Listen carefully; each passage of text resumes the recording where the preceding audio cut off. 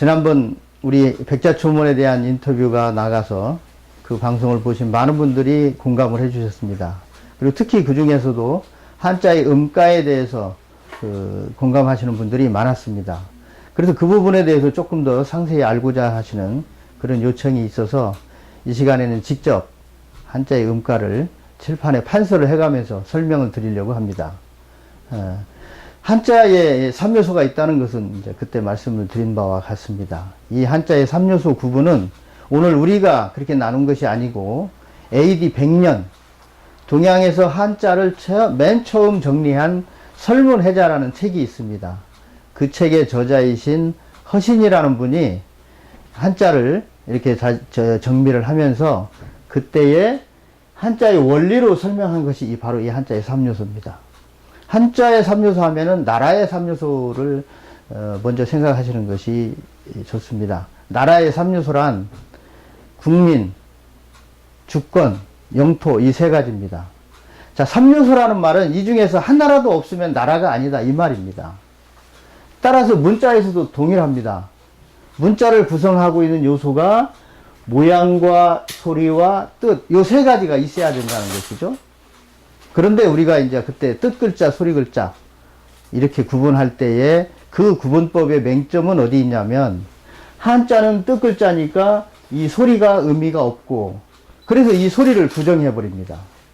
그 다음에 한글은 또 소리 글자니까 모양은 의미가 없고 그래가지고 이 두 가지를 서로 한자와 한글에서 두 가지를 서로 부정해 버리다 보니까 지금 우리가 사용하고 있는 한자와 한글은 불합리하기 짝이 없습니다.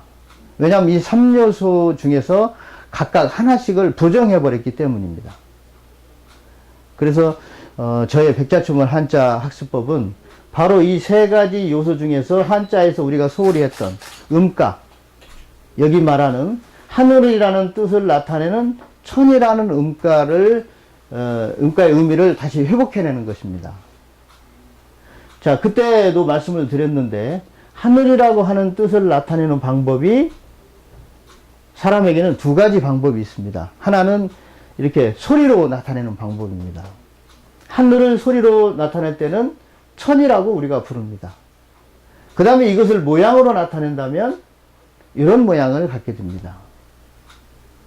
자, 이 간단하지만 이것 속에서 우리가 많은 것들을 얻어낼 수가 있는데 이런 부분도 우리가 생각할 수가 있습니다.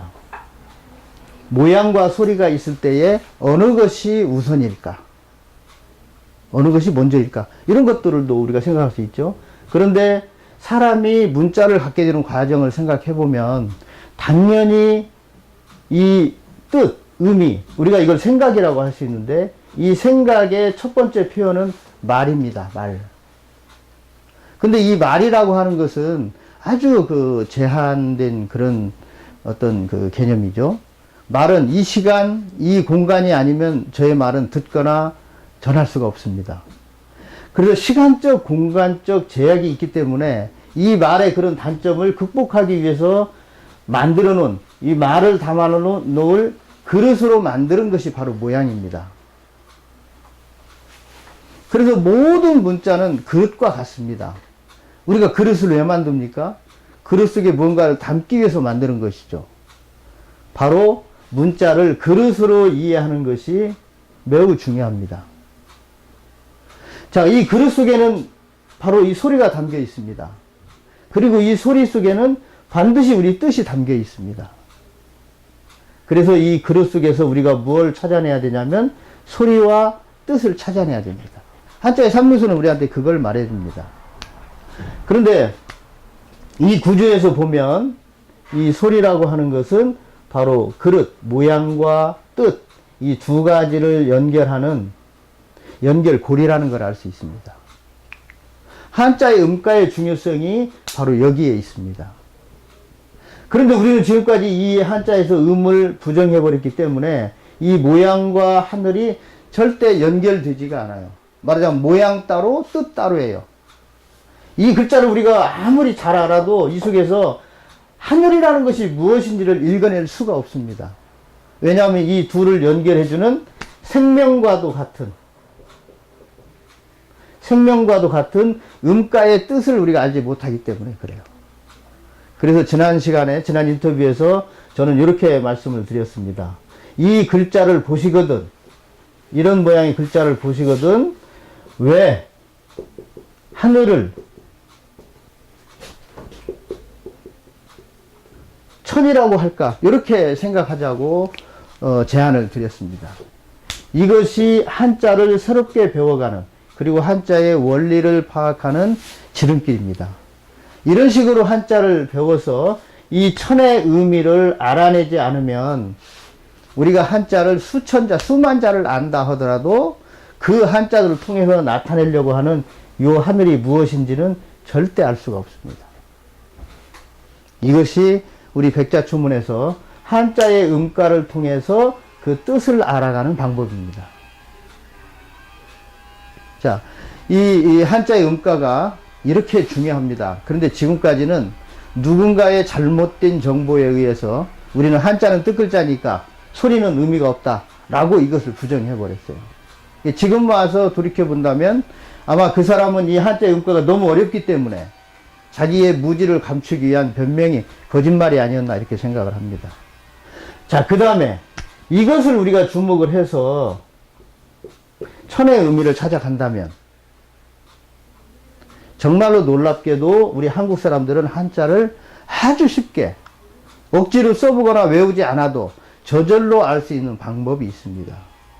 왜냐하면 지금 한자들이 가지고 있는, 한자는 이렇게 반드시 모든 한자가 하나 이상의 음가를 가지고 있습니다. 그런데 이 음가가 바로 오늘날 한국 사람들이 쓰고 있는 우리말입니다. 그래서 가라고 하는 음가를 가지고 있는 한자들은 전부 가다와 관계가 있습니다. 서라고 하는 음가를 가지고 있는 한자들은 서다와 관계가 있습니다. 그 다음에 흠이라고 하는 음가를 가지고 있는 한자들은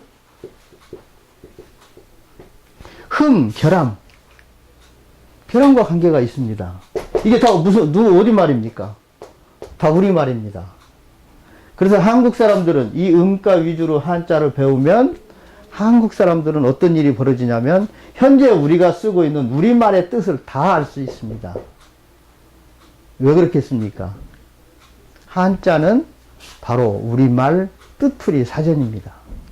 이게 한자 따로 한글 따로 별개의 것이 아니라 한자 속에 한글이 녹아 있고 한글을 알아야 한자를 또 바르게 알 수 있습니다. 이 한자와 한글이 이렇게 서로 우리 한 몸의 양면처럼 짝을 이루고 있습니다.